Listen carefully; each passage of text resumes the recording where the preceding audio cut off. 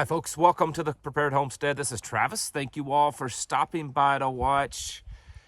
Didn't get a deer again last night, but did get one in my sights. Just couldn't get a clear shot. He was standing on the other side of a tree, and I waited and waited, hoping that he would come out in the clearing. I could just barely see his antlers, but just didn't work out, but we'll keep trying. I wanted to talk to you today about something that may end up being an unpopular subject, but I've never been one to try to win popularity contests, so we're going to talk about it.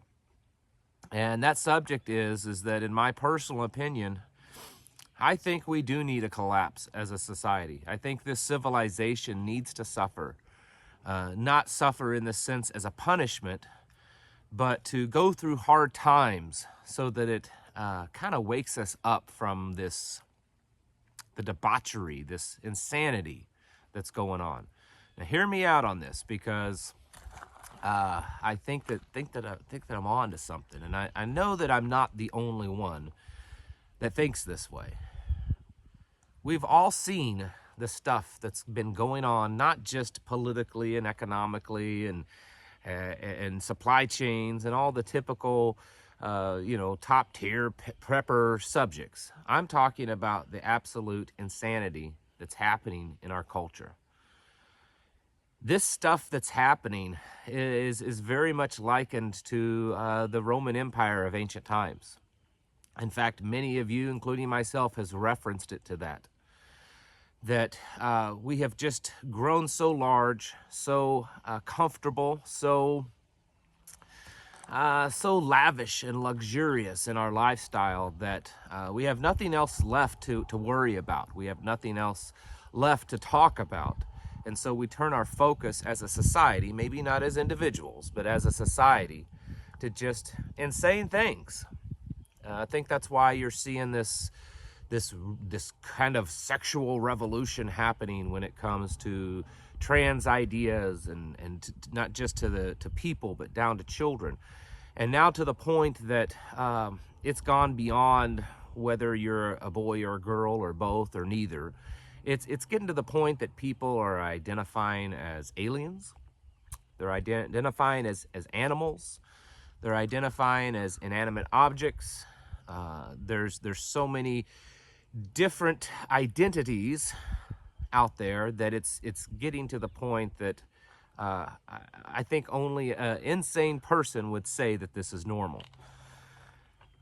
Now, some of you might say, well, there's always been that segment of society that's fringy and pushes to be something different or weird, and that's true. I mean, in my younger years, it was the grunge thing or the goth thing was very popular.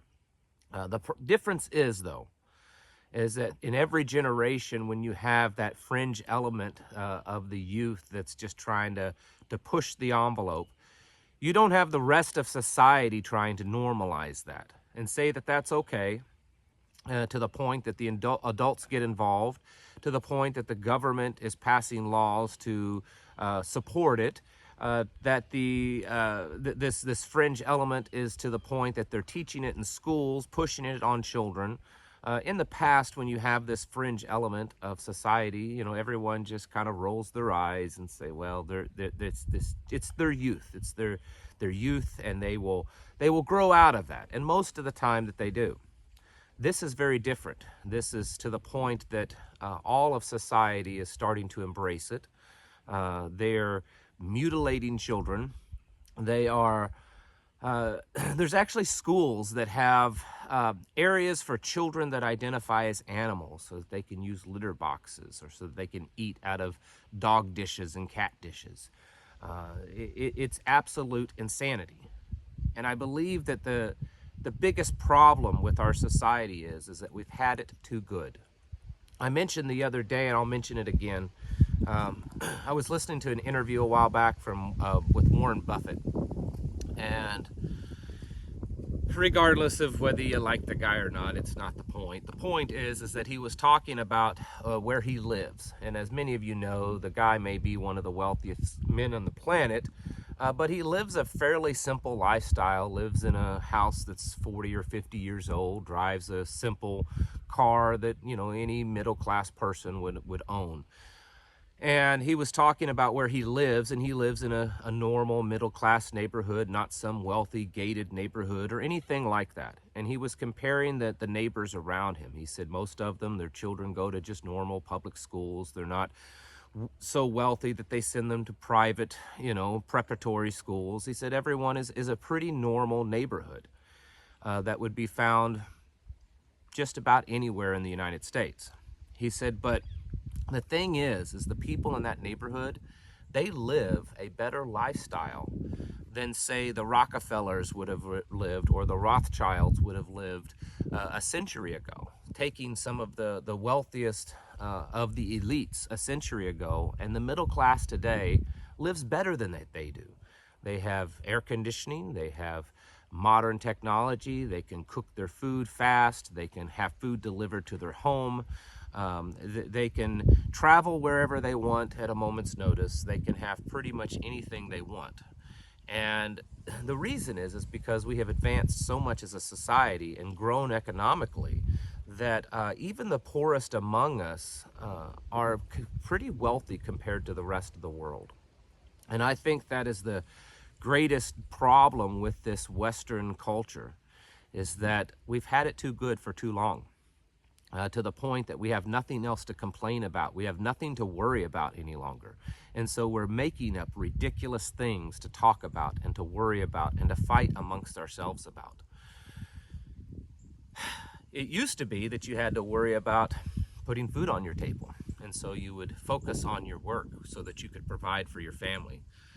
At one point in human history, and many points in human history, we have had to worry about the protection of our own lives against bad people or just animals that wish to consume us.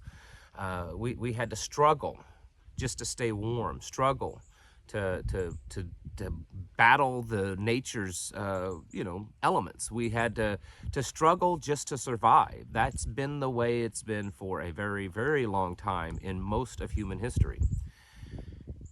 And we have elevated ourselves in a way now that we really don't have to struggle to exist. We don't have to struggle to just be who we are and to survive. In fact, we don't even have to struggle to live a pretty good life. Most things are quite easy for us. And I understand that many of you aren't wealthy, but you have to admit that most all of you, even those that are not very wealthy at all, that would even be considered the poor, live a much better life than the rest of the world. When someone that is considered at poverty level and that's, struggling to make ends meet and that may be receiving government assistance is walking around with $1,000 cell phone, that typically tells you something. And I'm not putting anyone down that might fall into that category. I'm just using it as an example that we as a society, well, it's not just that we've grown weak, we've grown insane.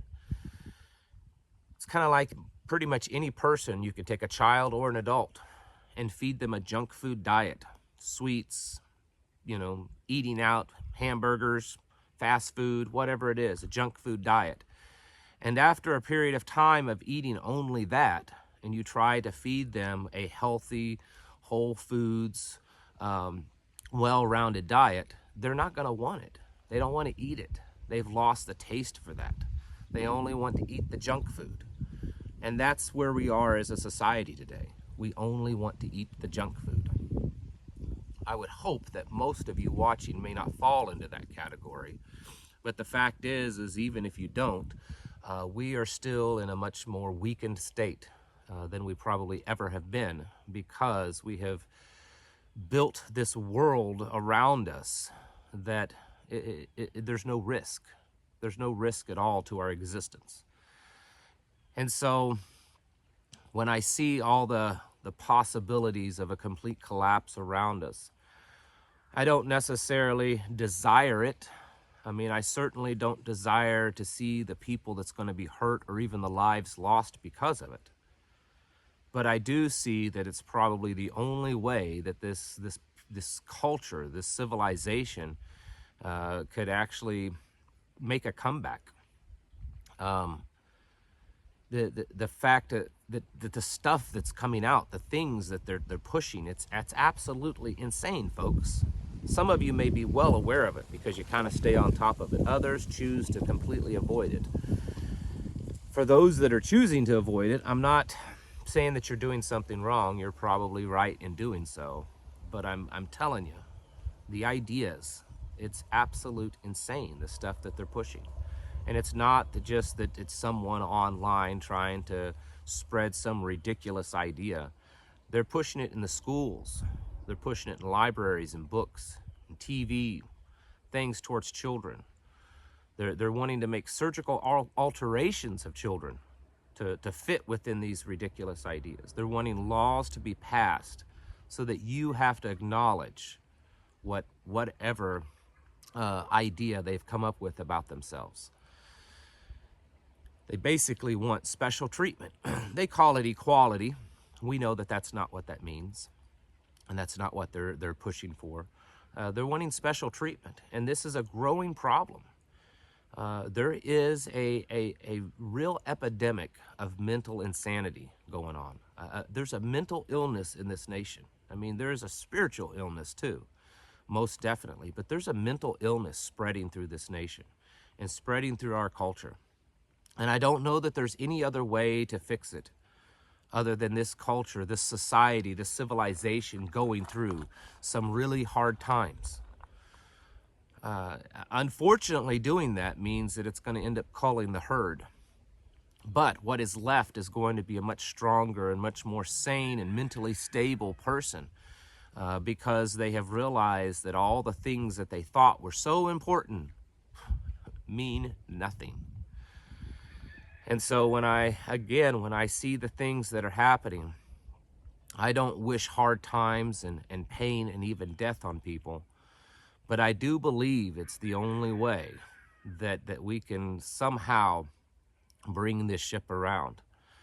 Because if we're here on this world any longer, I worry and fear what types of things are going to be normalized even more so. How much worse can it get?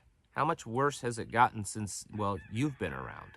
However old you are, think back in your youth and what is now accepted, what is now popularized and it's become the norm. How much worse will it be in another 10, 20, 30, 40 years? Because if there's not a hard time to go through, it's not going to get any better. That's what we all have to realize. If we don't go through hard times, there's not going to be any strong men and women developed out of these weak and easy times. We're just going to continue to get weaker and weaker as a people and more insane, because that's exactly what we've become, an absolute insane society. We are headed down the same path as the Roman Empire of old, to where they became so wealthy, so safe, so comfortable that the only things that they worried about was, their own ridiculous and perverted sexual desires, the debauchery that was pervasive in the Roman Empire in its last days. This is where we have fallen as a people, and we've fallen to the point now that it's being forced upon and brainwashed in our youngest and most innocent. The part of our society that we should be protecting the most, our future, that is our future. You know, humans don't live forever, but in a sense they can, and they live forever through their children by raising up strong, intelligent, and moral people that carries on after them. And we're not doing that anymore. And I think the only way to change it is that we hit rock bottom. And so as we see the things happen amongst the world today, the things that are happening all the time, that it's showing signs that it's getting worse. It's showing signs that the cracks are getting bigger and that the collapse is near. I'm not saying that we should welcome it, but we should anticipate it. We should prepare for it. and prepare in a way that we don't get caught up in it and brought down with the ship. We don't want to be sinking along with this ship. We want to abandon it. We should have already, and hopefully you have, so that when that ship starts sinking, you're not on it. That's, to me, what self-sufficiency is. That's what this lifestyle is to build my home, my farm, my family, my preps, my spiritual walk, my mental stability, my mental preparedness, my physical preparedness, my community preparedness, in a way so that when this ship really starts sinking and it starts pulling everything down with it, we're not part of it. Folks, it's time to get your houses in order, to prepare yourselves mentally, physically, and spiritually. Thank you for watching, and I'll catch you in the next video.